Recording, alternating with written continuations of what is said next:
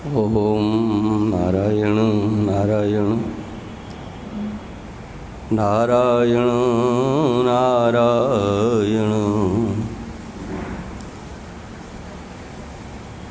ओम नमो ब्रह्मादिभ्यो ब्रह्म विद्या संप्रदाय कर्तृभ्यो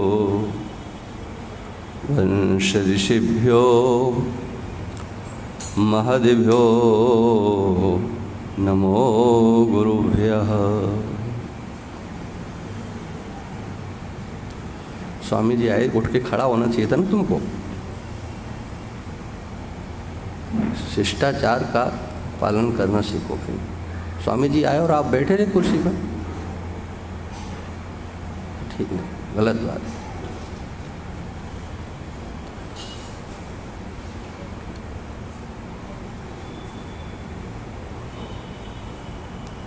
शंकरं शंकराचार्यं केशवं वादरायणं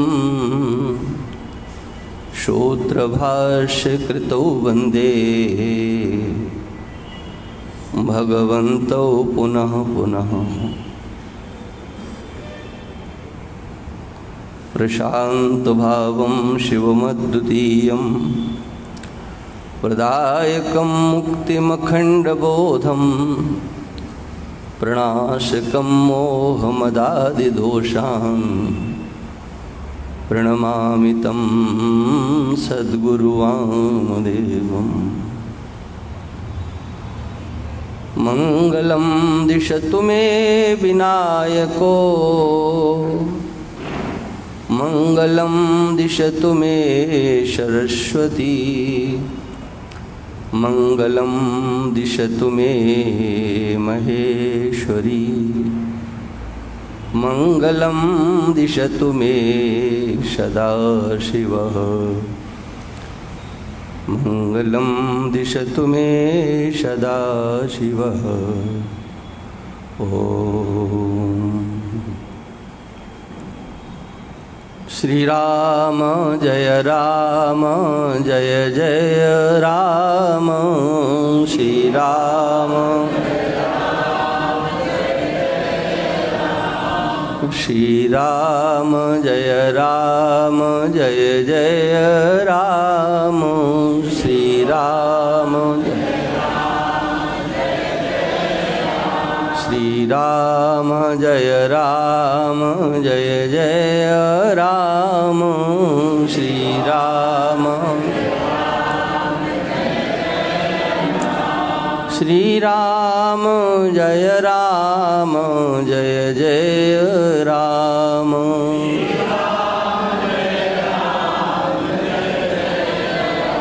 श्री राम जय जय राम। श्री राम श्री राम जय जय राम। श्री राम जय श्री राम जय जय राम। श्री राम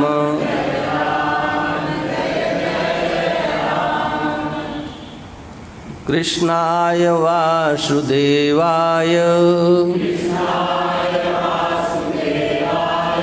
देवकी नंदनाय च नंदगोपकुमाराय गोविंदाय नमो नमः। नमः पंकजनाभाय नमः पंकजमालिने नमः पंकजनेत्राय नमस्ते पंकजांघ्रये नमस्ते पंकजांघ्रये।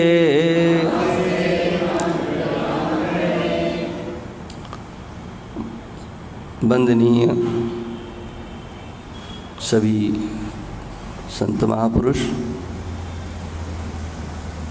भक्तवृंद, श्रद्धामयी मातृशक्ति, भगवान के नामों का उच्चारण करते हुए बार बार भगवान को माता कुंती के द्वारा नमन किया जा रहा है, जिसकी चर्चा कई दिनों से चल रही है। गुणात्मक और स्वरूपात्मक दोनों प्रकार से भगवान की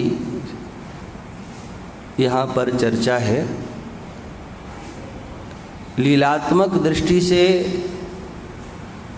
नमन नहीं हो सकता है, ऐसा वल्लभाचार्य जी महाराज कहते हैं। लीला भूमि में संबंध की प्रधानता होती है, व्यवहार की प्रधानता होती है। वहाँ पर शिष्टत्व का एक प्रकार से अभाव जैसा देखा जाता है। शिष्टाचार कहीं किंचित मात्र प्रदर्शित होता है, दिखाई पड़ता है, या यूँ कहो अति प्रेम की प्रगल्भता। दूसरे शब्दों में उसको इस प्रकार से कह सकते हैं, जहाँ अति प्रेम की प्रगल्भता होती है वहाँ पर शिष्टाचार की बलि चढ़ा दी जाती है, ऐसा लोक में लोग कहते हैं। और कहीं कहीं प्रेमाभास में भी शिष्टाचार की तिलांजलि दे दी जाती है। किंतु गुण और स्वरूपों का, गुण और स्वरूप का यदि भक्त को ध्यान है तो वह भगवान को नमन किए बिना नहीं रह सकता है। भगवान कैसे हैं, भगवान का स्वरूप क्या है, इत्यादि जिनकी चर्चा पहले हो चुकी है। हालांकि चर्चा तो कोई हुई नहीं है, लेकिन कह इसलिए रहा हूँ कि नाम मात्र से तो चर्चा हुई है। षडैश्वर्य संपन्न भगवान, हाँ, वो जिसके हृदय में ऐसी निष्ठा है, ज्ञान है, वो तो भगवान को नमन करेगा ही। हाँ,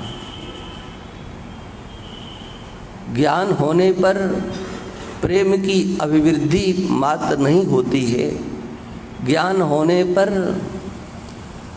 पूर्ण समर्पण भी होता है। यही बात यहाँ पर दिखाई जा रही है। ये जो चर्चा है मात्र जिनको सामान्य दृष्टि से संसार के लोग समझते हैं उतना मात्र चर्चा नहीं है। जैसे भगवान कृष्ण का नाम वासुदेव, भगवान का ये नाम देवकी नंदनाय च, ये देवकी नंदन ये कोई सामान्य नाम नहीं है। मैंने जब वासुदेव की चर्चा की थी तो उस समय वासुदेव यथार्थ में क्या है, लोक दृष्टि से जो कहा जाता है वसुदेव जी के पुत्र हैं इसलिए इनको वासुदेव कहेंगे। तो वसुदेव किसे कहते हैं ये बताओ? तो केवल विष्णुवंशी या यदुवंश में उत्पन्न हुए उन्हीं का नाम वसुदेव नहीं है। हमारा शुद्ध अंतःकरण उसका नाम भी वसुदेव है और ये भागवत में लिखा हुआ है, स्पष्ट ये वर्णन है। हाँ, चतुर्थ स्कंद में जिसकी चर्चा हम कर चुके हैं। ऐसे ही देवकी शब्द का मात्र उतना ही अर्थ नहीं है जितना लोक में समझा जाता है। ये अमुक की पत्नी, अमुक की पुत्री, अमुक की बहन, यही तो, इन्हीं नामों से तो जानते हैं। लेकिन भागवत में देवकी के लिए जिन शिष्ट शब्दों का प्रयोग हुआ है, शायद ही किसी देवी के लिए, माता के लिए उन शब्दों का प्रयोग हुआ होगा। हाँ, देवकी क्या है? हम तो एक आकृति विशेष का चिंतन करते हैं ना। देवकी माने एक आकृति विशेष, संबंध विशेष। लेकिन सुखदेव भगवान कहते हैं देवक्याम देव रूपिण्याम, अपनी ओर से कुछ भी नहीं कहना है, भागवत में लिखा है वो कहना है। देवक्याम देव रूपिण्याम, देवकी क्या है? कहा कि देव रूपिण्याम, समस्त देवताओं का एक पूंजीभूत स्वरूप, उसका नाम है देवकी। समस्त देवताओं का। हाँ,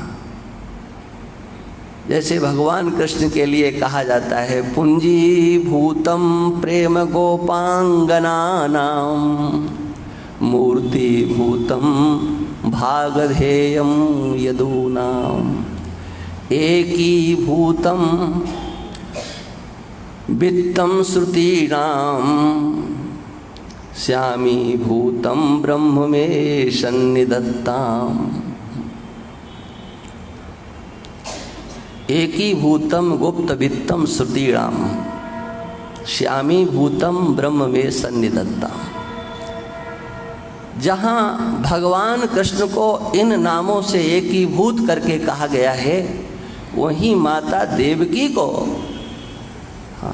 देवकी सर्वदेवता, ये 2 बार भागवत में आया है। देवकी सर्वदेवता, देवकी समस्त देवता स्वरूप है।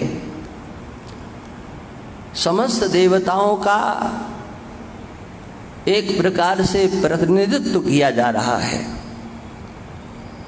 देवों का पूंजीभूत स्वरूप माता देवकी है।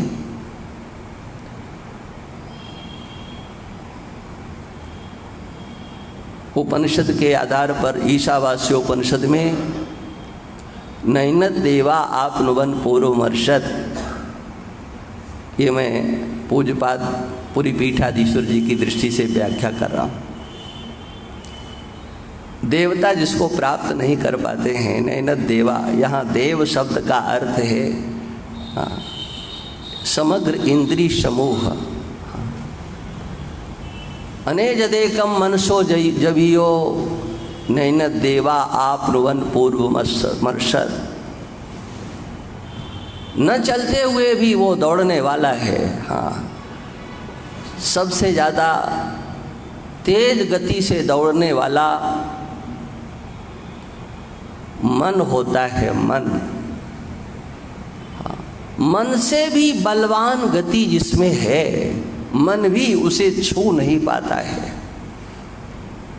तो फिर ये देव इंद्रिय उसको कैसे प्राप्त कर पाएंगे?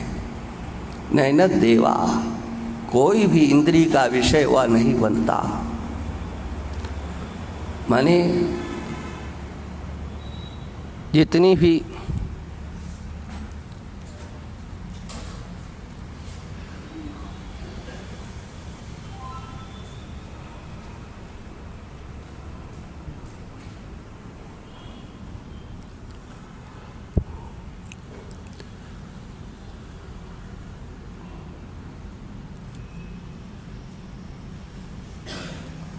नारायण,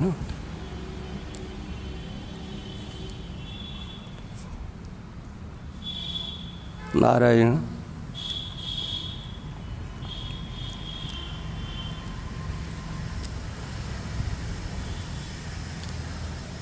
नारायण नारायण नारायण।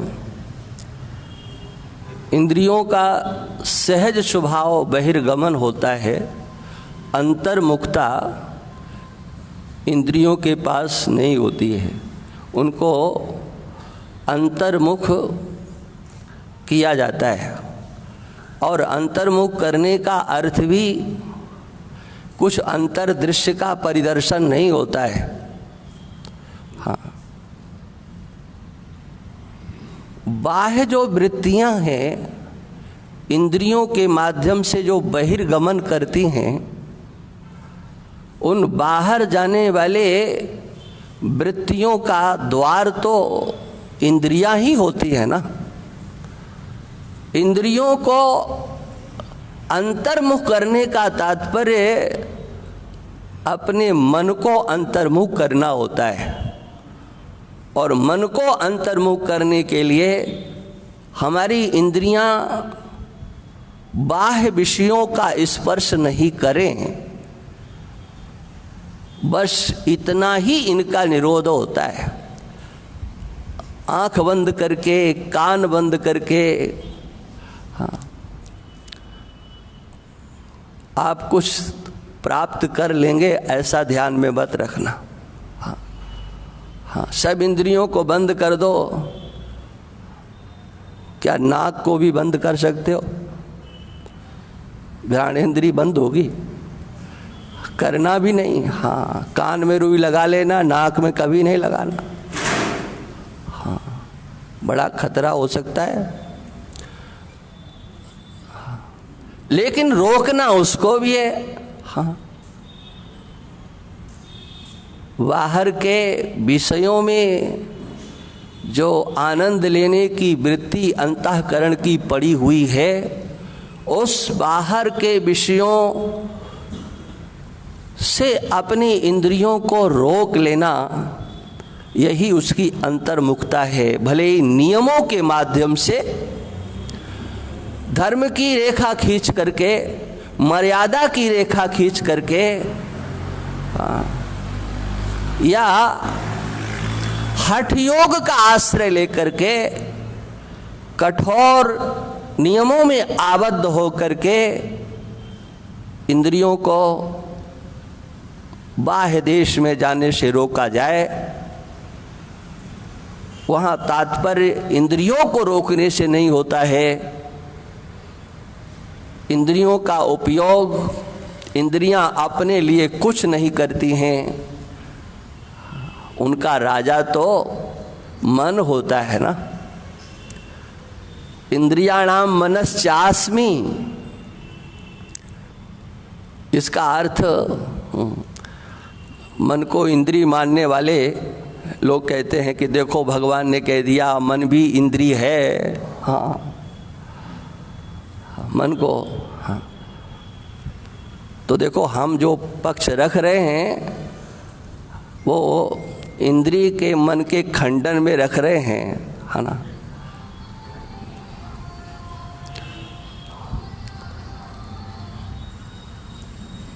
अन्य जो वेदांत के ग्रंथ हैं उसमें तर्क दिया गया। अच्छा, आप जो है बात आ गई है तो थोड़ी चर्चा कर लेते हैं। बकाया तो क्या है, विषय तो जो है सो तो है ही। मन को आप इस श्लोक के आधार पर इंद्रिय कहोगे तो भगवान ने जो और भी तो कुछ कहा है उसकी भी संगति लगाओगे। नक्षत्राणाम महम शशि, हाँ, माने बात को कैसे बात से निरस्त करना है। नक्षत्राणाम महम शशि, भगवान कहते हैं कि नक्षत्रों में मैं चंद्रमा हूँ। हाँ, तो जो मन को इंद्रिय नहीं मानते हैं वो कहते हैं कि श्रीमान जी बताओ नक्षत्रों में चंद्रमा की गणना कहाँ है। नक्षत्राणा आप तो जानते हैं, हाँ, ज्योतिष के जानकार इस बात को अच्छी तरह से समझते हैं कि नक्षत्रों में कहीं भी चंद्रमा नहीं आता है। हाँ, नक्षत्र अलग हैं और चंद्रमा की स्थिति अलग होती है। हाँ, चंद्रमा 12 राशियों पर रहता है लेकिन एक होता है। हाँ, जो 12 राशियां हैं आप सब जानते हो, पंडितों के चक्कर में या तो आना ही पड़ता है कहीं न कहीं, कभी न कभी कहते हैं तुम्हारी अभी हाँ ये राशि ठीक नहीं चल रही है, इस पर राहु है, इस पर केतु है। हाँ, तो ये सब आप जानते हो। तब वहाँ तर्क ये है कि आप क्या उस चंद्रमा को नक्षत्रों में लेकर के आओगे? नक्षत्रों की संख्या तो 27 है और कहीं भी चंद्रमा का तो नाम नहीं है। तो जैसे नक्षत्रों का राजा चंद्रमा होता है, हाँ, ऐसे ही यहाँ इंद्रियों का राजा मन है, ये भगवान कहना चाहते हैं, न कि मन को इंद्री बताना चाहते। ये मैं शास्त्रीय पक्ष रख रहा हूँ, बकाया तो सबके समझ की परे की बात है कि क्या भगवान ने कह दिया है और कहाँ से कौन अपना पक्ष लेता है, उसका कैसे खंडन होता है। वहीं से भगवान के वचनों से आपके तत्वानुसंधान वगैरह में तो और तर्क दिए, भगवत्पाद शंकराचार्य भगवान ने तो जो तर्क दिया, हमारे पढ़ने वाले उसको जानते हैं। हाँ, लेकिन ये तर्क भी विद्वानों के द्वारा दिया गया कि आप भगवत गीता का आश्रय लेकर के अगर इंद्रिय को, मन को इंद्रिय ठहराओगे तो आपको इस श्लोक की भी संगति हमको लगा करके देनी पड़ेगी। और इस श्लोक की जब संगति लगाओगे तो आपको ये स्वीकार करना पड़ेगा कि नक्षत्रों का राजा चंद्रमा होता है। हाँ, चंद्रमा के बिना गति नहीं होती है। कोई भी नक्षत्र अपने आप में बलवान नहीं होता है। जितने भी योग बनते हैं वो नक्षत्र भी हो और चंद्रमा का योग हो। नक्षत्र कितना ही अच्छा हो, बार कितना ही अच्छा हो, चंद्रमा नहीं है तो कोई योग बनेगा नहीं। हाँ, इसलिए जैसे नक्षत्रों की अपनी महिमा है, लेकिन चंद्रमा के बिना नक्षत्रों का जैसे कोई अस्तित्व नहीं होता है, ऐसे ही इंद्रियों का महत्व है, लेकिन मन के बिना इंद्रियों का कोई अस्तित्व नहीं होता। इसलिए भगवान ने कह दिया, हाँ, इंद्रियाणाम मनश्चास्मि, हाँ, मैं इंद्रियों का राजा मन के रूप में हूँ। हाँ, ये बात किस लिए मैंने कही? जितने भी कर्मचारी राजा के होते हैं वो सारा व्यवहार किसके लिए करते हैं? राजा के लिए करते हैं। उसके सेवक सारा व्यवहार राजा को प्रसन्न करने के लिए करते हैं। ऐसे ये मन रूपी जो राजा है, हमारा करण का राजा मन, हाँ, उनमें से ये तो सब कर्मचारी हैं। कर्मेंद्रिय और ज्ञानेंद्रिय ये तो महाराज कर्मचारी हैं, कर्म करते हैं। किसके अनुसार करते हैं? अरे कहा राजा के अनुसार करते हैं। इनका अपना कोई अस्तित्व नहीं होता है। ये किसी विषय के भोक्ता ही नहीं बन पाते। हाँ, न शब्द के भोक्ता, न स्पर्श के भोक्ता, न रूप के भोक्ता, न रस के भोक्ता, न गंध के भोक्ता। ये इंद्रियां कहाँ भोक्ता बनती हैं? कौन भोक्ता बनता है? महावीर जी जानते हो ना। हाँ, अंतःकरण जो विशिष्ट है ना, अंतःकरण में मन को निकाल दीजिए और भोक्ता बन करके बता दो। भले ही आपका आभास बना रहे, भले ही आप अवच्छेदवाद से आत्मा का संयोग वहाँ पर स्वीकार कर लो, क्योंकि आत्मा की सत्ता तो सर्वत्र है कार्यकरण संघात में, लेकिन भोक्ता अंतःकरण के बिना नहीं बन सकते। मन के बिना कोई भी भोक्ता नहीं बन सकता। माने भोक्ता होता है तो मन ही होता है। ये सारा व्यवहार इंद्रियों का होता है, वो मन के लिए होता है। और मन की आदत जब बिगड़ जाती है तो वो इंद्रियों का गुलाम बन जाता है। हाँ, जहाँ उसको इंद्रियां लेकर के जाती हैं मन वहाँ चला जाता है। चलना तो चाहिए मन को इंद्रियों के पीछे। जैसे बड़े लोगों के जो कर्मचारी होते हैं वो अपने सेठ साहूकार की जब नब्ज कोई पकड़ लेते हैं, इसकी ये कमजोरी है, तो महाराज उसे वो खूब अच्छी तरह से नचाते हैं। हाँ, ये तो करना ही पड़ेगा, अपने मनमानी करते हैं। ऐसे ही इंद्रियां जिनको मन के आश्रय से रहना चाहिए, लेकिन जब मन बहिर्मुख हो जाता है लगता है क्या कि अब देखे बिना काम नहीं चलेगा, सुने बिना काम नहीं चलेगा। हाँ, बाहर ही गमन करता है तो किसके आश्रय से? इन ज्ञानेंद्रियों के आश्रय से मन बाहर गमन करता है। इसलिए इंद्रियों को अंतर्मुख करने का प्रयोजन है अपने मन को बाह्य विषयों से पृथक कर देना। हाँ, समस्त इंद्रियों का व्यापार अंतःकरण मन के लिए होता है, और हमारे जो इंद्रियां हैं, ये जितनी भी इंद्रियां हैं, उन इंद्रियों में अपनी कोई सामर्थ्य किसी विषय को साक्षात ग्रहण करने की नहीं होती। बहुत अच्छी आपकी इंद्रियां हैं, लेकिन इंद्रियों के अनुग्राहक देवताओं का जब तक संबल हमारे ज्ञानेंद्रियों को प्राप्त नहीं होता है, तब तक किसी भी विषय का साक्षात्कार इंद्रियां भी कर नहीं पाती हैं। हाँ, इसलिए अध्यात्म, अधिभूत और अधिदैव, इस त्रिपुटी से ही विषय का साक्षात्कार होता है। हाँ, इंद्रियां भी हो, विषय भी हो, और उसके अनुग्राहक देवता। ये हमारा आपका शरीर कितना अच्छा है, क्या कभी इस शरीर के अच्छाइयों पर दृष्टि गई? हाँ, हम देवताओं का दर्शन करने के लिए, देवों का दर्शन करने के लिए कहाँ कहाँ जाते हैं। हाँ, लेकिन भगवान ने समस्त देवों का अधिष्ठान इस शरीर को बनाया है। हाँ,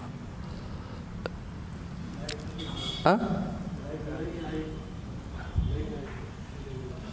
समस्त इंद्रियों का, समस्त देवों का अधिष्ठान ये हमारा आपका शरीर है। हाँ, कार्यकरण संघात, ये हमारा आपका संघात देवों का स्थान है, देवता इसमें विराजमान है। हाँ, देखो आप लोग अभिषेक करते हो, अब लाइट आ गई है, जब आप अभिषेक करते हो, हाँ, तो उस, हाँ,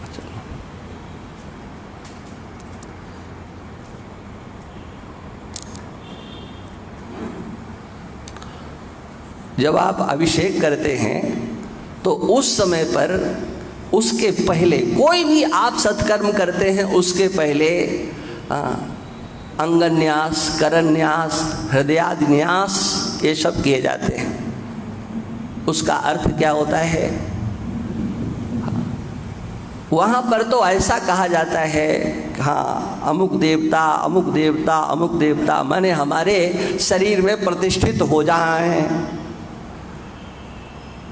तो क्या मात्र ऐसा कहने से प्रतिष्ठित हो जाते हैं? प्रतिष्ठित नहीं हो जाते। जो लोग नहीं जानते हैं उन बेचारों को वो संस्कार दिए जाते हैं, कभी न कभी ये सत्संग करेंगे, ग्रंथों का स्वाध्याय करेंगे, तो हमारे द्वारा कराया गया ये अंगन्यास, करन्यास, हाँ,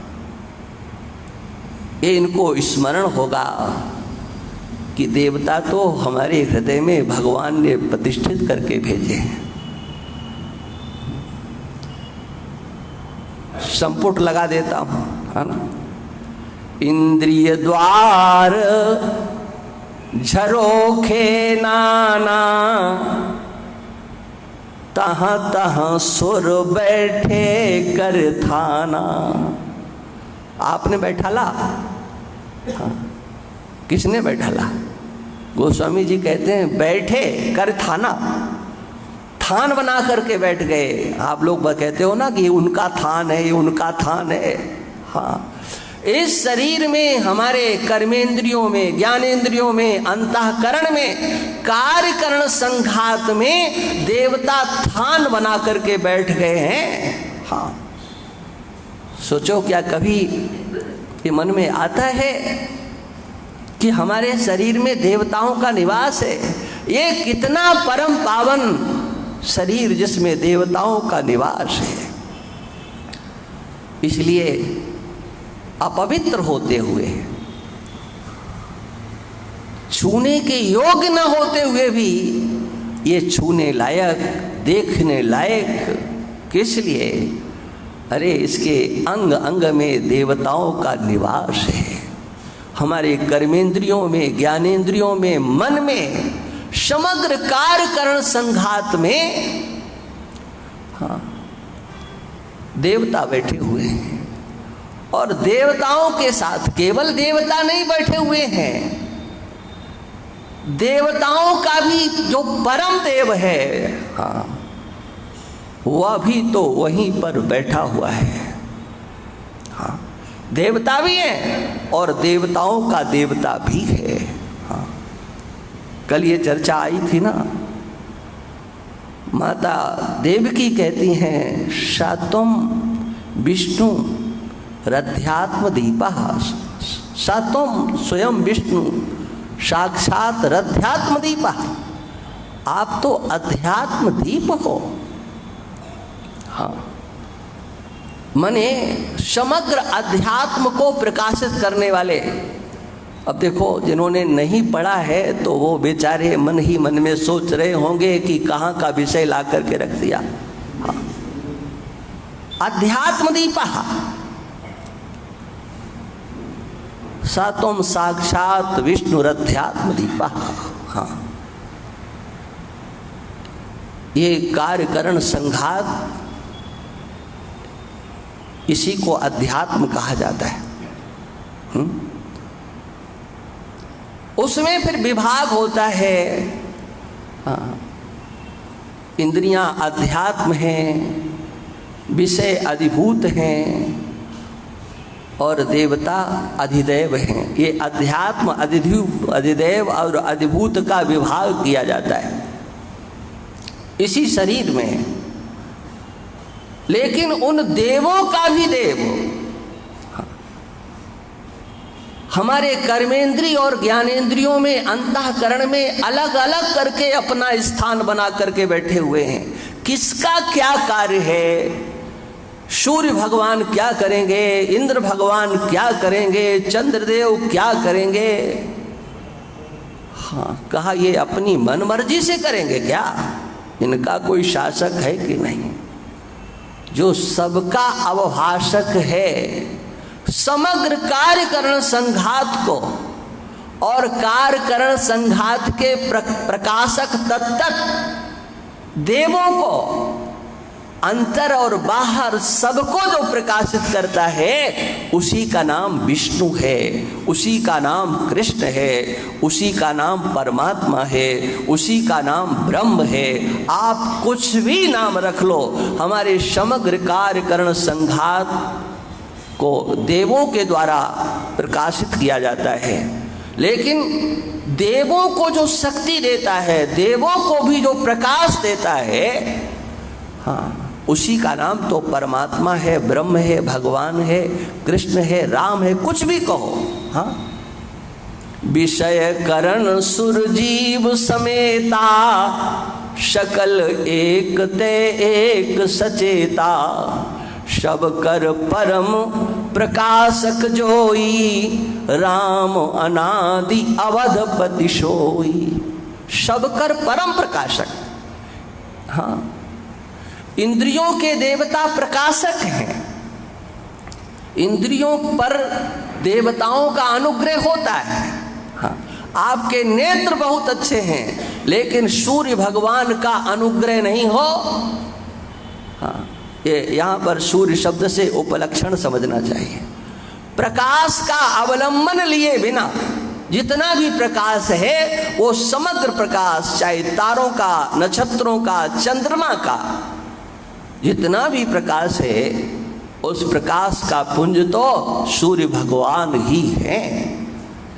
प्रकाश का अवलंबन लिए बिना नेत्र किसी भी स्थिति में रूप का साक्षात्कार करने में समर्थ नहीं है, लेकिन उसका भी जो प्रकाशक है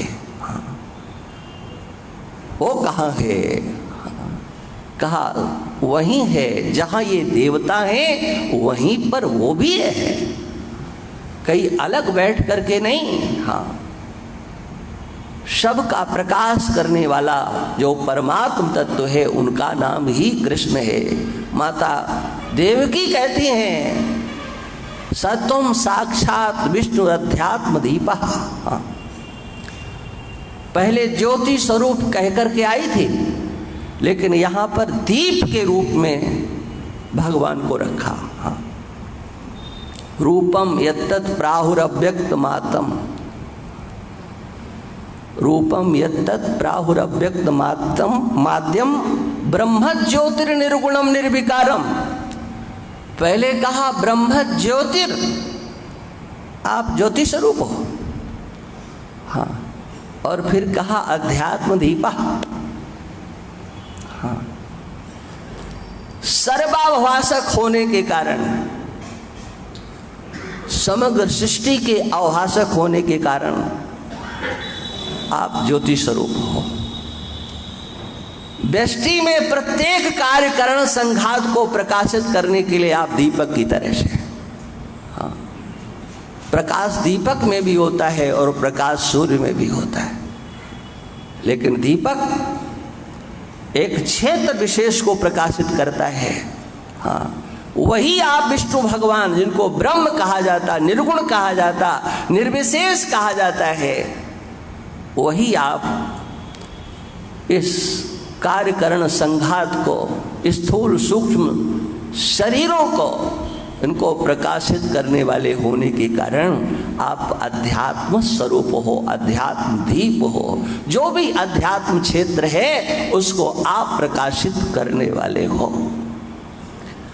ये है, हाँ, ये भगवान का स्वरूप। लेकिन उसका प्रादुर्भाव जिनके आश्रय से हुआ, देवकी सर्वदेवता देवक्याम देवकी देव रूपिण्याम विष्णु सर्वगुहाशया, समस्त देवताओं का प्रतिनिधित्व करने वाली देवकी माँ। हाँ, माने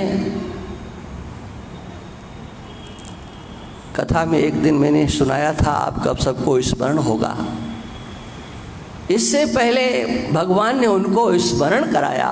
हाँ, तुम इससे पहले अदिति के रूप में थी और ये वसुदेव जी कश्यप के रूप में थे। सर्वदेवतामयी माने अदिति माने समग्र देवताओं की जो माँ है, जननी है, जिसे देवताओं की माँ बनने का सौभाग्य प्राप्त हुआ। वही अदिति स्वरूपा आज भगवान की माँ बनने का उनको सौभाग्य प्राप्त हुआ। हाँ, हाँ, इसलिए आपने ये गौरव, ये महिमा जिन्हें प्रदान की, ऐसे आप देवकी नंदन के नाम से प्रसिद्ध हैं, इसलिए आप देवकी नंदन को बार बार हमारा नमन है। हाँ, कृष्णाय वासुदेवाय देवकी नंदनाय च नंद गोप कुमाराय गोविंदाय नमो नमः।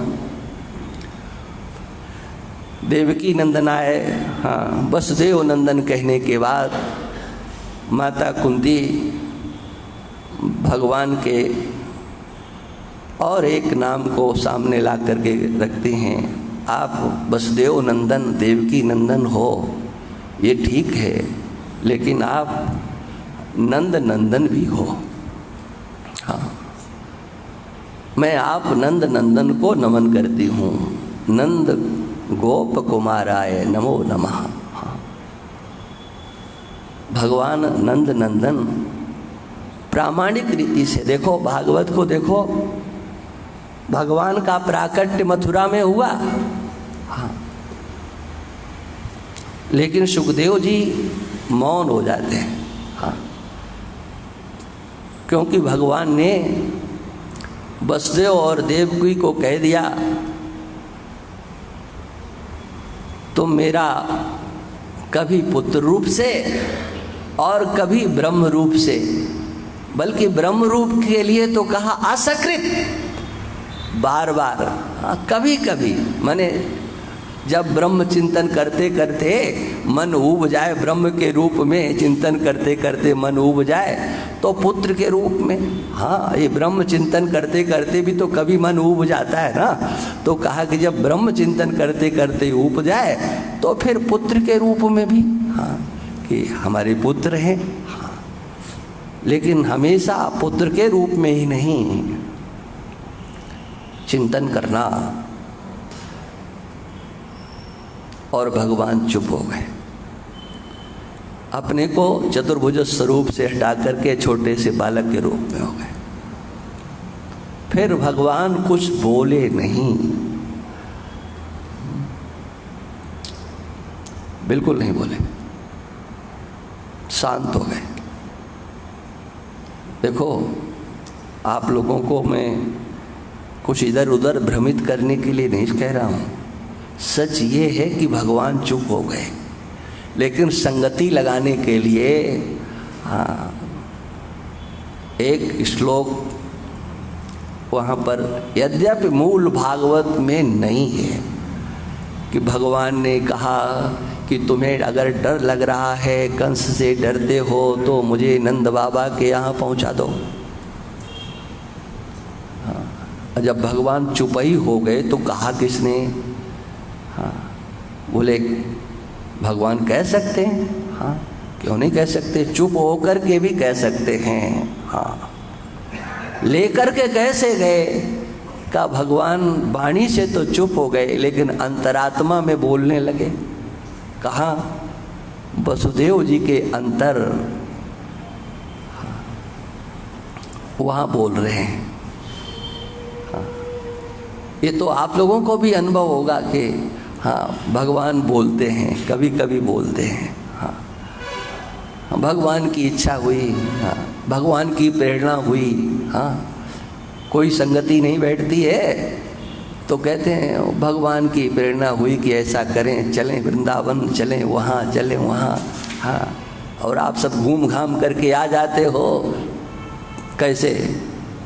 भगवान की प्रेरणा से। हाँ, हमेशा के लिए निकलने की प्रेरणा भगवान कभी नहीं देते, नहीं, केवल घूमने की प्रेरणा भगवान देते हैं। तीर्थाटन कराओ, चाहे जहाँ चले जाओ, लौट के भीलवाड़ा में आ जाओ, है ना, ये भगवान प्रेरणा देते हैं।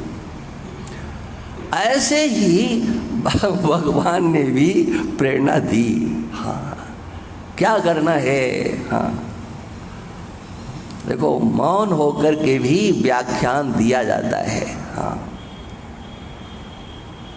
हमारे यहाँ तो प्रसिद्ध है, चित्तम बटतरोर्मूले वृद्धाः शिष्या गुरुर्युवा गुरोस्तु मौनम व्याख्यानम शिष्यास्तु छिन्न संशयाः। मौन होकर के गुरुदेव बैठ गए, दक्षिणामूर्ति भगवान, हाँ, सनकादिकों को उपदेश करने के लिए, हाँ, और मौन होकर के सारा व्याख्यान कर दिया। शिष्यास्तु छिन्न संशयाः, जितने भी संशय उठ सकते हैं वो सारे संशय उनके छीन हो गए। माने मौन व्याख्यान में बहुत शक्ति होती है। ये तो महाराज आजकल के भगत, हाँ, बिना बुलाए रहते नहीं। हाँ, सच्ची बात है, इच्छा नहीं होती बोलने की और नहीं बोलो, नहीं बोलो, जानते हो क्या कहें? पता नहीं क्या बात है, नाराज हो गए।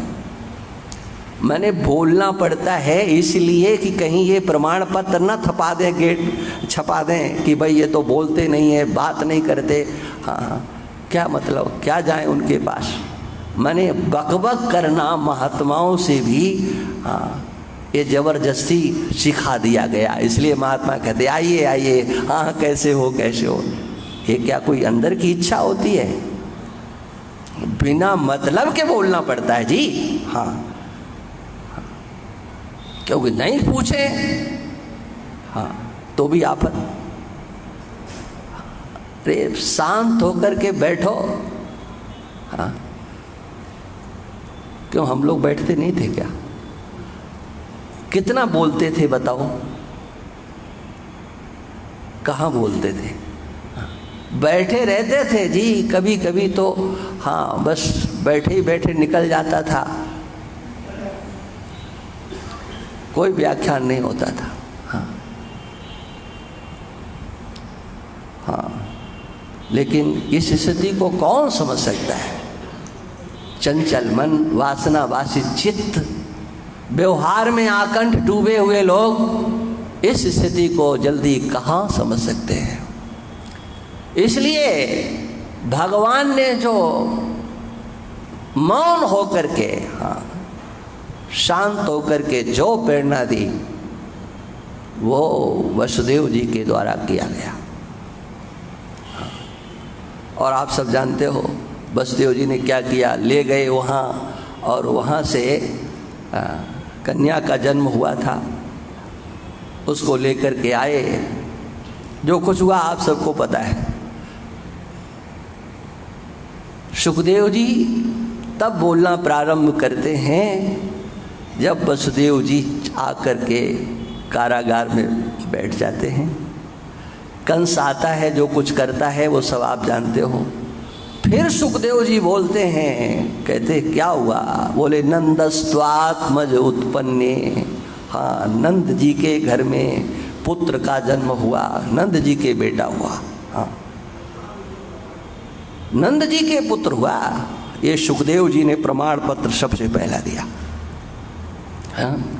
उसके बाद गर्गाचार्य जी कहते हैं क्या? तस्मानंदात्मजोयम ते हाँ, नारायण समो गुणैहि। हे नंद, ये तुम्हारा आत्मज, तस्मात नंद आत्मजो यम ते, तब आत्मजा। हाँ, अयम आत्मजा, तब हाँ ये तुम्हारा ही है जी, किसी दूसरे का नहीं। हाँ, लेकिन एक बात, क्या तुम इसे हल्का पुल्का बालक नहीं समझ लेना। देखो हम बताए देते हैं, किंतु ये बात किसी को कहना नहीं, किसी को नहीं कहना। ये गुप्त बात है तुम्हारे लिए। ये तुम्हारा बालक नारायण समो गुणैहि, नारायण के बराबर का है। ये नारायण समो किसमें कहा? गुणैहि। हाँ, गुणों के द्वारा। गुणैहि श्रिया कीर्त्यानुभावेन। तुलना करने चलो तो गुणों में नारायण से कम नहीं। हाँ, श्रिया, हाँ, श्री में, लक्ष्मी में, वैभव में, ऐश्वर्य में, नाम में, कीर्ति में। हाँ, कीर्त्या, जितनी कीर्ति नारायण की उससे कम इसकी नहीं। हाँ, अभी क्या, अभी तो कुछ किया ही नहीं। नारायण ने तो बहुत कुछ किया तब उनकी कीर्ति, लेकिन तुम्हारा ये बालक हाँ बिना कुछ किए ही। हाँ, किंतु ये बात किसी से कहना नहीं। गोपायश्व समाहिता, तुम इसे छिपा जाना। हाँ, ये मेरी बात कहीं कहना नहीं। हाँ, नंद बाबा ने भी कसम खा ली, नहीं कहूँगा, नहीं कहूँगा, नहीं कहूँगा। लेकिन एक दिन ऐसा हुआ कि बाबा को सब कुछ कहना पड़ा। हाँ, जब गोवर्धन जी को धारण किया, 7 दिन 7 रात तक गोवर्धन जी को धारण करके रखा। वर्षा बंद हुई, पर्वत को स्थापित कर दिया। बहुत आनंद हुआ। इंद्र भी आए, माफी मांगी, सुरभि भी ब्रह्मलोक से आई, दोनों ने मिलकर के अभिषेक किया। गोपों ने नंद बाबा को घेर लिया। ये बताओ ये बेटा किसका है? हाँ, घेर लिया। ये तुम्हारा तो हो नहीं सकता। हाँ। नंद बाबा ने कहा देखो तुम मेरी बात पर विश्वास करो, मैं झूठ नहीं बोलता हूं, मैं अपनी कोई बात ही आपसे नहीं कर रहा हूं। नामकरण संस्कार के समय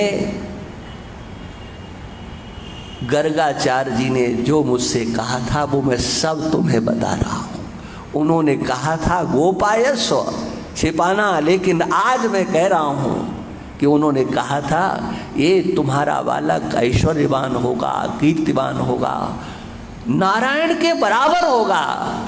और उनकी बात को मैं मानता हूँ, ऐसा ही मानता हूँ कि बराबर की बात तो ठीक नहीं लगती है, नारायण का अंश जरूर है। गोपों ने कहा हाँ ये तुमने ठीक कहा। हाँ, हाँ, क्यों का नारायण मान लेंगे तो फिर तो समस्या है, नारायण का अंश ही तो है, तो फिर तो अंश तो हम भी है, ईश्वर अंश जीव अविनाशी। हाँ, फिर तो बराबरी की बात रहेगी, नारायण मान करके तो अपना काम चलने वाला नहीं है। और एक बात देखो, सुखदेव जी ने प्रामाणिक रीति से कहा कि आप नंद बाबा के हाँ यहाँ पर नंद के यहाँ पुत्र का जन्म हुआ। गर्गाचार्य जी कहते हैं और कोई छोटे मोटे की क्या बात करो, सबई शरीरी प्रथमा, हाँ जिसको दर्शन की दृष्टि से प्रथम शरीरी कहा जाता है, ओ ब्रह्मा जी। हाँ, वो लीला आप सबको याद है, सैकड़ों बार हजारों बार आप सब सुन चुके हो, हमें तो केवल मात्र बिंदु पर दृष्टि डालना है। मैं भी सोचता हूँ कि इन नामों से आगे चलूँ, लेकिन कोई न कोई बात दिमाग में आ जाती है, तो फिर आज मैं सोच करके आया था कि इन दोनों श्लोकों को पूरा करूँगा। सच्ची बात ये है कि आगे चलेंगे, हाँ नहीं तो ये भीलवाड़ा के लोग यही कहेंगे कि बस वहीं घूमते रहे, उससे आगे कुछ नहीं। लेकिन अब क्या बताएं, नहीं हो पा रहा है। देखिए ब्रह्मा जी, हाँ जो कुछ किए वो आप सब जानते हो, लेकिन जब ब्रह्मा को भगवान के स्वरूप का ज्ञान हुआ, क्या ब्रह्मा ने नहीं देखा था? सर्वम विष्णुमयम जगत, ब्रह्मा ने देखा। हाँ, जितने भी हैं पहले तो बछड़ों के रूप में देखा, बालकों के रूप में देखा, फिर देखा न कोई बछड़ा न कोई बालक, ये सब के सब चतुर्भुज स्वरूप है, नारायण है। जितने बछड़े वो नारायण के स्वरूप, जितने बालक वो नारायण के स्वरूप, वहाँ कोई कुछ नहीं है, केवल नारायण नारायण नारायण नारायण। और फिर थोड़ी देर में देखा सब गायब, न कोई बछड़ा न बालक न वो विष्णु भगवान, सब कहाँ गए? कुछ नहीं, अकेले यमुना के किनारे भगवान कृष्ण हाथ में वो भात रखे हुए इधर उधर देख रहे, मेरे बछड़े कहाँ, मेरे सखा कहाँ। ब्रह्मा जी हंस से कूद करके भगवान को बार बार प्रणाम करते हैं। और देखिए सब कुछ देख लिया, लेकिन जब प्रणाम करने का नंबर आया तो किसको प्रणाम करते हैं? हाँ। नौमीडते ब्रवपुसे तडिदंबराय गुंजावतंस पर पिक्षल सन्मुखाय वन्यसृजे कवल वेत्र विषाण वेणु लक्ष्मश्रिये मृदुपते पशुपांगजाय।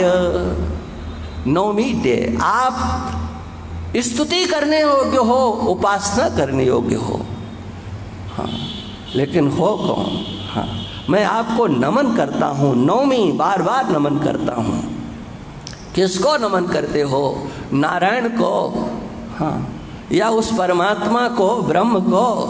कहा नहीं नहीं, हाँ, पशुपा अंक जाए, पशुपा अंक जाए। ब्रह्मा जी कहते हैं आप हो तो नंद के बेटे ही, हाँ, पशुपा, हाँ, पशुओं का जो पालन करने वाले या पशुओं के जो स्वामी हैं पशुपति नंद राय जी महाराज, हाँ, आप उन्हीं के बेटे हो अंगद, हाँ, उन्हीं के बेटे। मैं नंद नंदन को प्रणाम करता हूँ, बार बार प्रणाम करता हूँ। अहो भाग्य महो भाग्य नंद गोप ब्रजौक श्याम, यन मित्रम परमानंदम पूर्णम ब्रह्म सनातनम। क्या सौभाग्य है, हाँ, किसका? कहा इन गोप गोपियों का, सबका।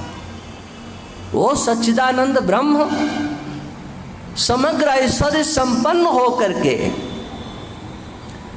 आज यहाँ पर इनका मित्र बना हुआ है, यानी मित्रम परमानंदम। हाँ, ये नंद राय जी के आसपास उनके छत्र छाया में निवास करने वाले कितने भक्त भाग्यशाली हैं। ये ब्रह्मा जी महाराज, सुखदेव जी जिनको नंद सुवन कह रहे हैं, हाँ, गर्गाचार्य कह रहे हैं, ब्रह्मा जी कह रहे हैं, तो देवकी भी कोई पीछे नहीं है। वो कहती हैं नंद गोप कुमाराय गोविंदाय नमो नमः। इससे आगे की चर्चा कल करेंगे। गीता पाठ करने के लिए आप लोग तत्पर हो जाएं।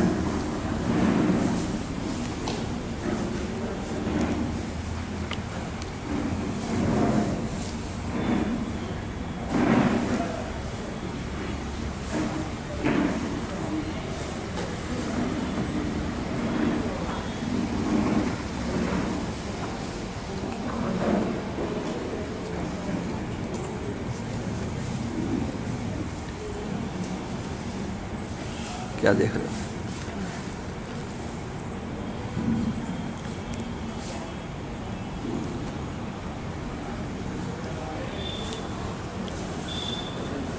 बोलिए कृष्ण कन्हैया लाल की। प्रपन्न पारिजाताय तोत्र वेत्रैक पाणये ज्ञान मुद्राय कृष्णाय गीतामृत दुहे नमः। अथैकादशोऽध्यायः। पुजारी जी, जब पाठ प्रारंभ हो जाए तो मत कुटिया में पहुंचा दिया करो प्रसाद, ठीक है? अथैकादशोऽध्यायः। अर्जुनोवाच मदनुग्रहाय परमं गुह्य मध्यात्म संगीतं यत्त्वयोक्तं वचस्तेन मोहोऽयं विगतो मम भवाप्ययौ हि भूतानां श्रुतौ विस्तरशो मया त्वत्तः कमलपत्राक्ष माहात्म्यमपि चाव्ययम् माहात्म्यमपि चाव्ययम् एवमेतद्यथार्थत्वा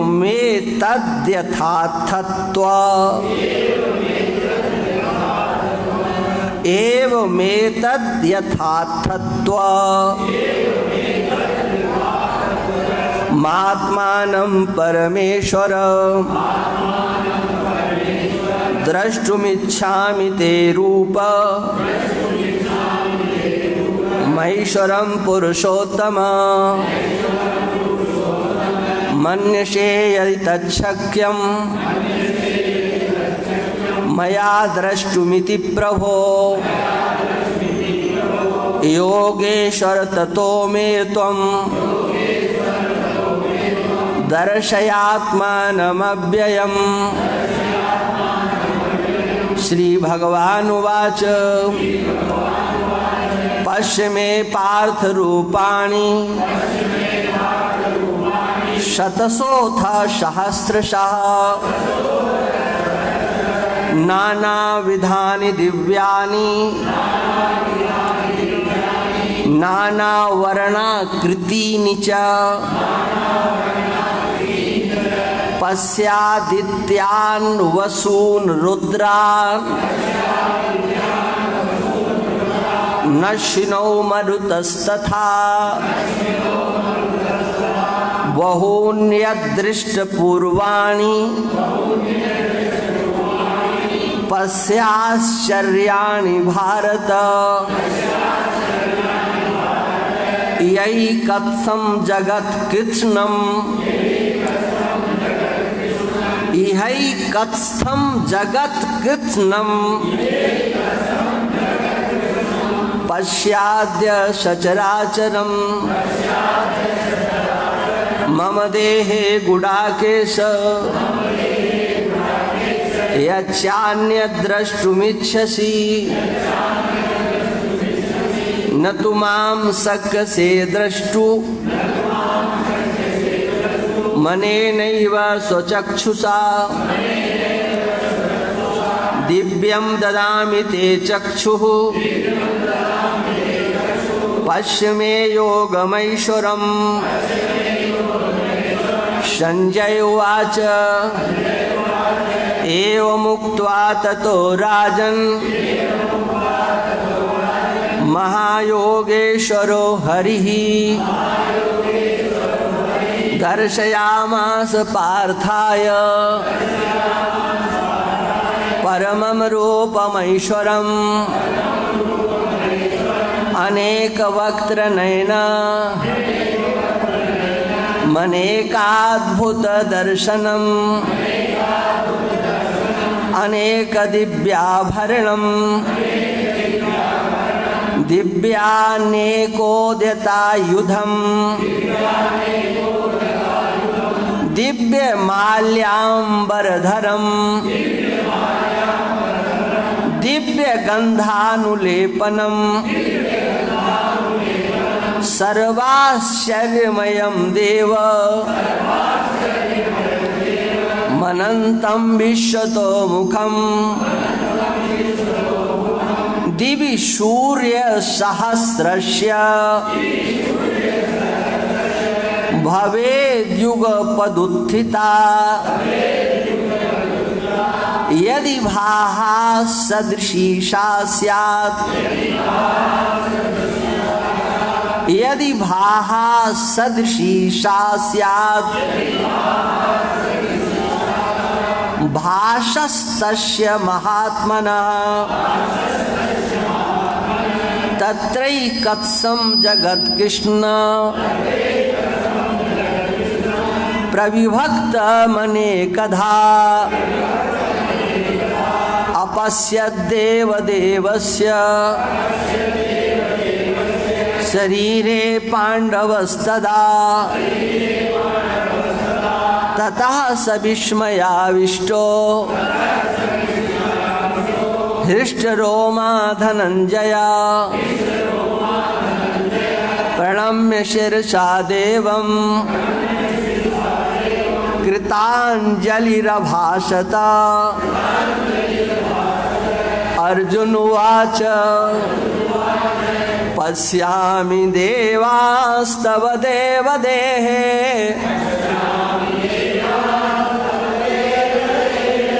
सर्वास्तथा भूतविशेषसङ्घान्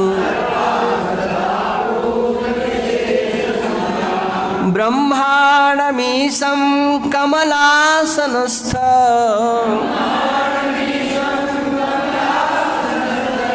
ऋषीश्च सर्वानुरगांश्च दिव्यान् अनेकबाहोदरवक्त्रनेत्रम् पश्यामि त्वां सर्वतोऽनन्तरूपम् पश्यामि त्वां सर्वतोऽनन्तरूपम् नान्तं न मध्यं न पुनस्तवादिम् पश्यामि विश्वेश्वर विश्वरूप किरीटिनं गदिनं चक्रिणं च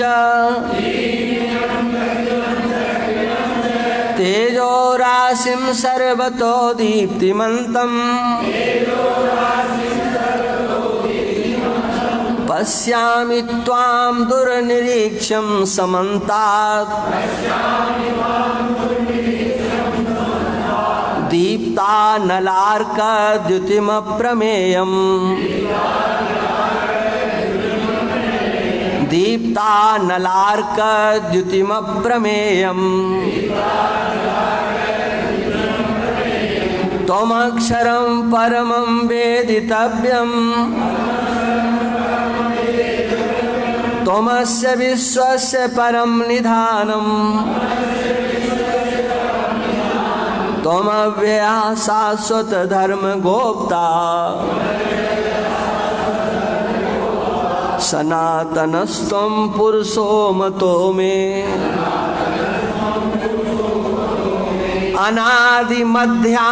अनादिमध्यान्तमनन्तवीर्य मनन्तबाहुं शशिसूर्यनेत्रम् पश्यामि त्वां दीप्तहुताशवक्त्रम् स्वतेजसा विश्वमिदं तपन्तम् द्यावा पृथिव्योरिदमन्तरं हि व्याप्तं त्वयैकेन दिशश्च सर्वाः दृष्ट्वाद्भुतं रूपमुग्रं तवेदम् लोकत्रयं त्वं प्रव्यथितं महात्मन् लोकत्रयं प्रव्यथितं महात्मन् अमीहि त्वां सुरसङ्घा विशन्ति केचिद्भीताः प्राञ्जलयो गृह्णन्ति स्वस्ति इत्युक्त्वा महर्षिसिद्धसङ्घाः स्तुवन्ति त्वां स्तुतिभिः पुष्कलाभिः स्तुवन्ति त्वां स्तुतिभिः पुष्कलाभिः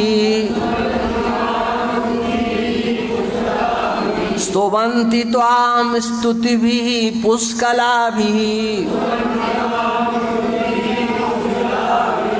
रुद्रादित्या वसवो ये च साध्या विश्वेश्वनौ मरुतश्चोष्मपाश्च विश्वेश्वनौ मरुतश्चोष्मपाश्च गंधर्व यक्षासुर सिद्ध संघा वीक्षन्ते त्वां विस्मिताश्चैव सर्वे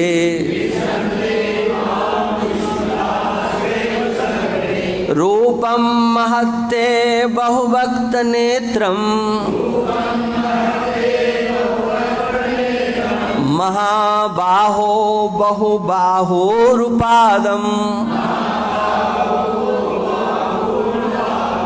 बहुदरं बहुदंष्ट्राकरालं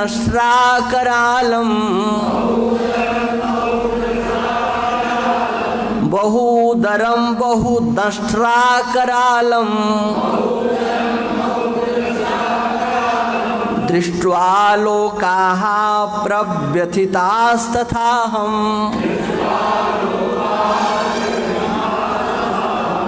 नवः स्पृशं दीप्तमनेकवर्णो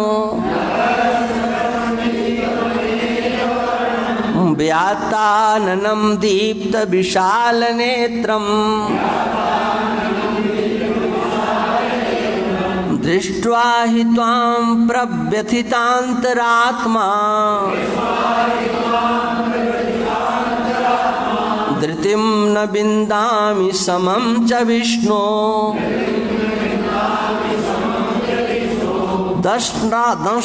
दंष्ट्राकरालानि च ते मुखानि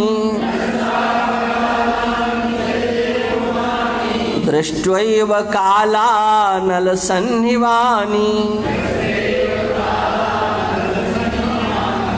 दिशो न जाने न लभे च शर्म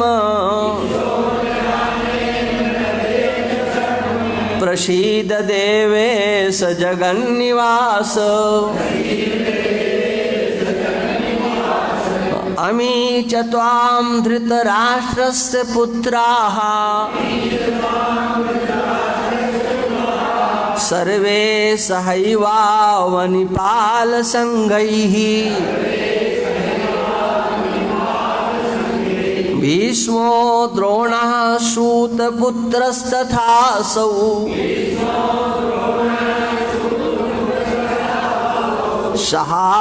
सहास्मदीयैरपि योधमुख्यैः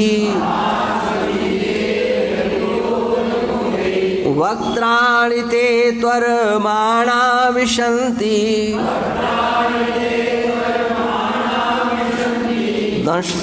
दंष्ट्राकरालानि भयानिकानि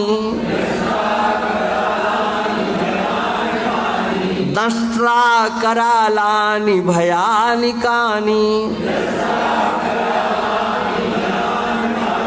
केचिद् विलग्ना दशनान्तरेषु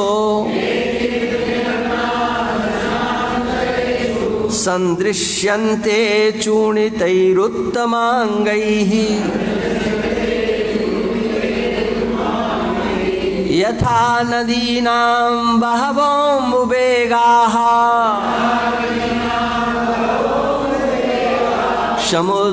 समुद्रमेवाभिमुखा द्रवन्ति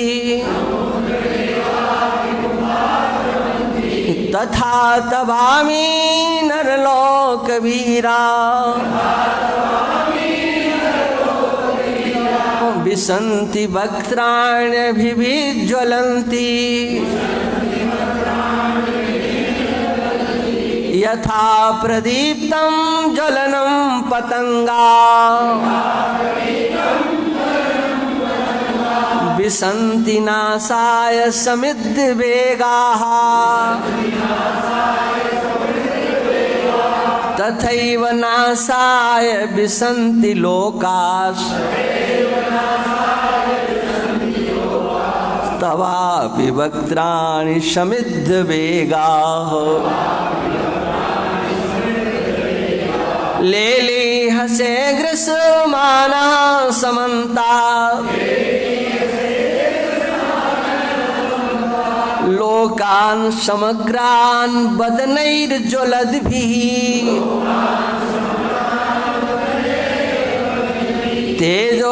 तेजोभिरापूर्य जगत् समग्रम्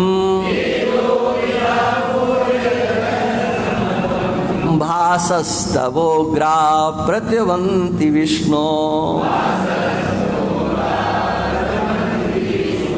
आख्याहि मे को भवानुग्ररूपो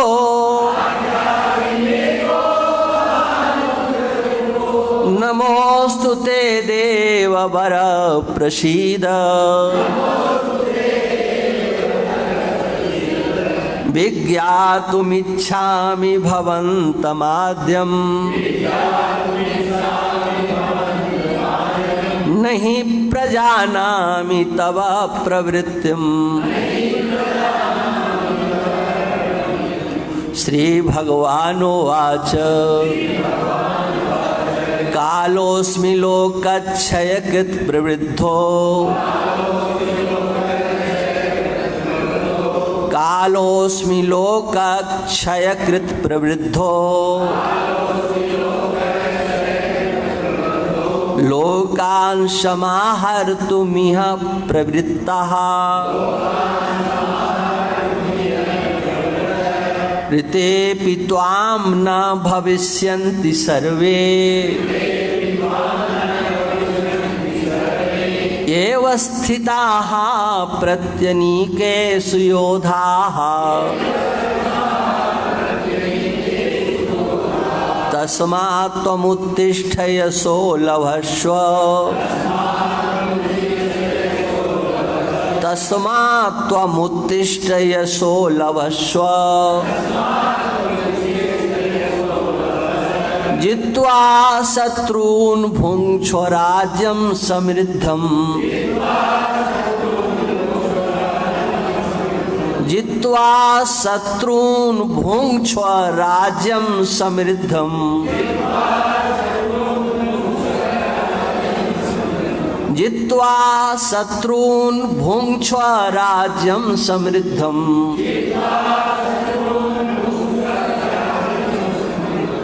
मयैवैते निहिताः पूर्वमेव निमित्तमात्रं भव सव्यसाचिन्। द्रोणं च भीष्मं च जयद्रथं च कर्णं तथान्यानपि योधवीरान् मया हतास्त्वं जहिमा व्यतिष्ठा युध्यस्व जेतासि रणे शपथनान्। संजय उवाच एतत् श्रुत्वा वचनं केशवस्य एतत् श्रुत्वा वचनं केशवस्य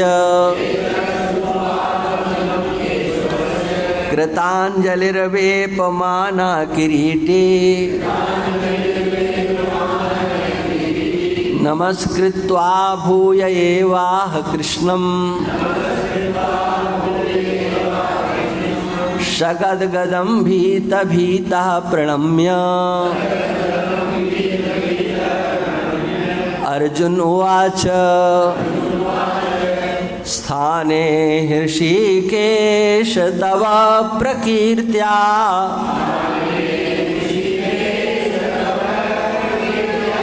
जगत् प्रहृष्यत्यनुरज्यते च रक्षांसि भीतानि दिशो द्रवन्ति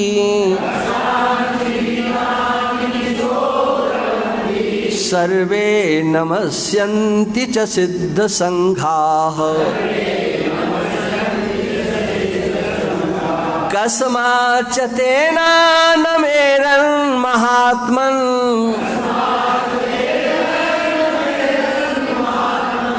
गरीयसे ब्रह्मणोऽप्यादिकर्त्रे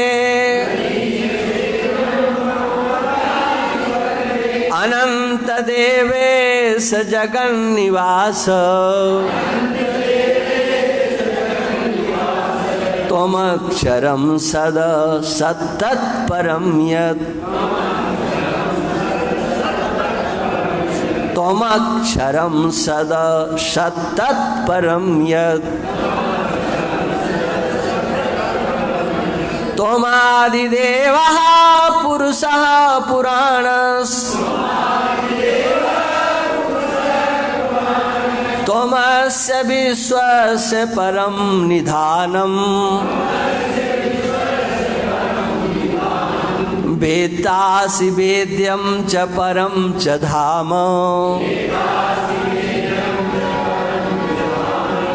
त्वया ततं विश्वमनन्तरूप वायुर्यमोऽग्निर्वरुणः शशाङ्कः प्रजापतिस्त्वं प्रपितामहश्च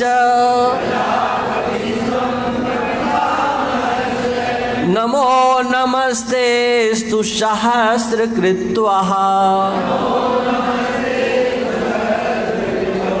पुनश्च भूयोऽपि नमो नमस्ते हे नमः पुरस्तादथ पृष्ठतस्ते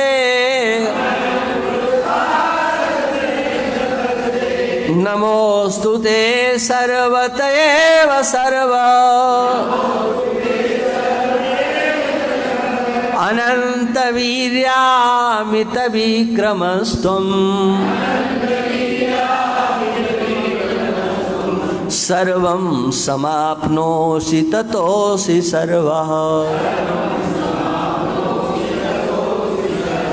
सखेति मत्वा प्रसभं यदुक्तं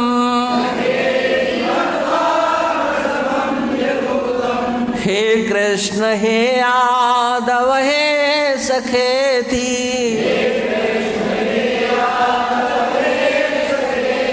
अजानता महिमानं तवेदं मया प्रमादात् प्रणयेन वापि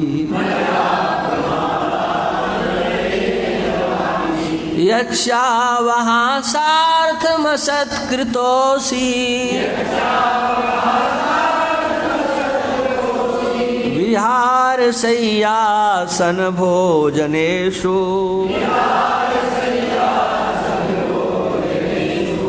एकोऽथवाप्यच्युत तत्समक्षम् तच्छामये त्वामहमप्रमेयम् पितासि लोकस्य चराचरस्य त्वमस्य पूज्यस्य गुरुर्गरीयान् न त्वत्समोऽस्त्यभ्यधिकः कुतोऽन्यो न त्वत्समोऽस्त्यभ्यधिकः कुतोऽन्यो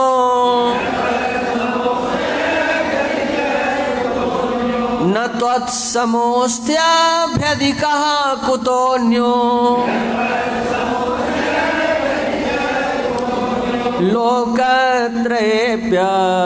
लोकत्रयेऽप्यप्रतिमप्रभाव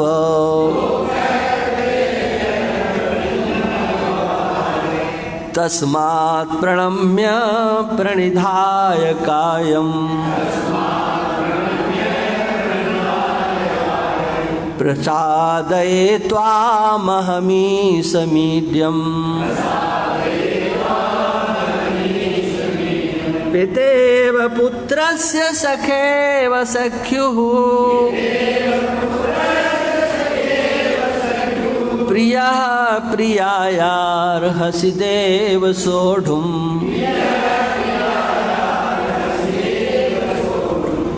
अदृष्टपूर्वं हृषितोऽस्मि दृष्ट्वा भयेन चाप्राव्यथितं मनो मे भयेन चाप्राव्यथितं मनो मे तदेव मे दर्शय देवरूपम् प्रसीद देवेश जगन्निवास किरीटिनं गदिनं चक्रहस्त मिच्छामि त्वां द्रष्टुमहं तथैव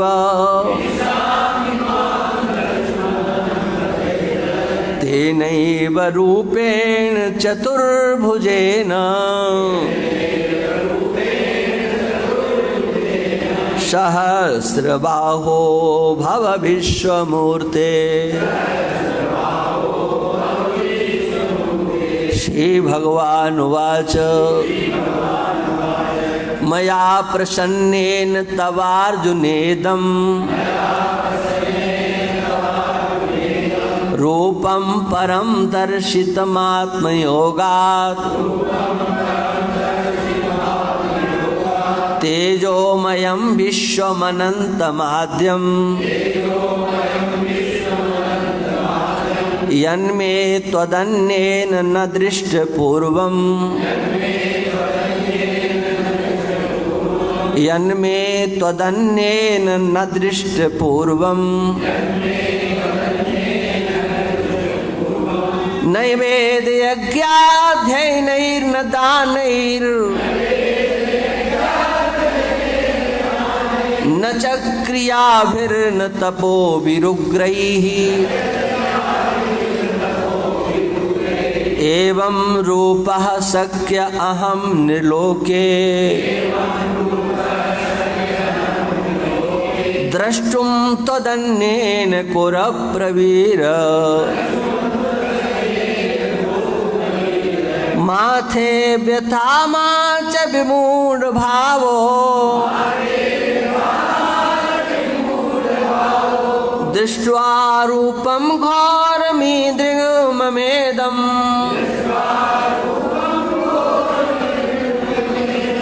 व्यपेतभिः प्रीतिमनाः पुनस्त्वम्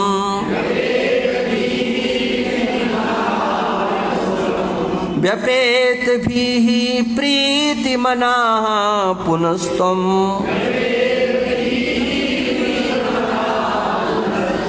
तदेव मे रूपमिदं प्रपश्य। संजय उवाच इत्यर्जुनं वासुदेवस्तथोक्त्वा स्वकं रूपं दर्शयामास भूयः आश्वासयामास च भीतमेनं भूत्वा पुनः सौम्य वपुर्महात्मा। अर्जुन उवाच दृष्ट्वेदं मानुषं रूपं तव सौम्यं जनार्दन इदानीमस्मि संवृत्तः सचेताः प्रकृतिं गतः। श्रीभगवानुवाच सुदुर्दर्शमिदं रूपं सुदुर्दर्शमिदं रूपं दृष्टवानसि यन्मम देवा अप्यस्य रूपस्य नित्यं दर्शनकाङ्क्षिणः नाहं वेदैर्न तपसा न दानेन न चेज्जया शक्य एवं विधो द्रष्टुं दृष्टवानसि मां यथा भक्त्या त्वनन्यया शक्य अहमेवं विधोऽर्जुन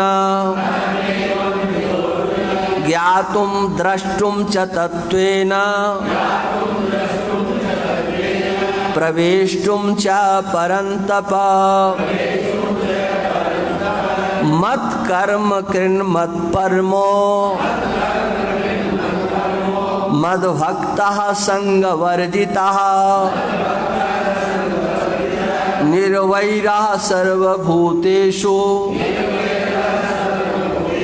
यः समामेति पांडव। मत्कर्म कृन्मत्परमो मद्भक्तः संगवर्जितः निर्वैरः सर्वभूतेषु यः समामेति पांडव। ओम तत्सदिति श्रीमद्भगवद्गीता सुपनिषत्सु ब्रह्म विद्यायां योगशास्त्रे श्री कृष्णार्जुन संवादे विश्वरूप दर्शन योगो नामैकादशोऽध्यायः। कृष्णाय वासुदेवाय देवकी नंदनाय च नंदगोपकुमाराय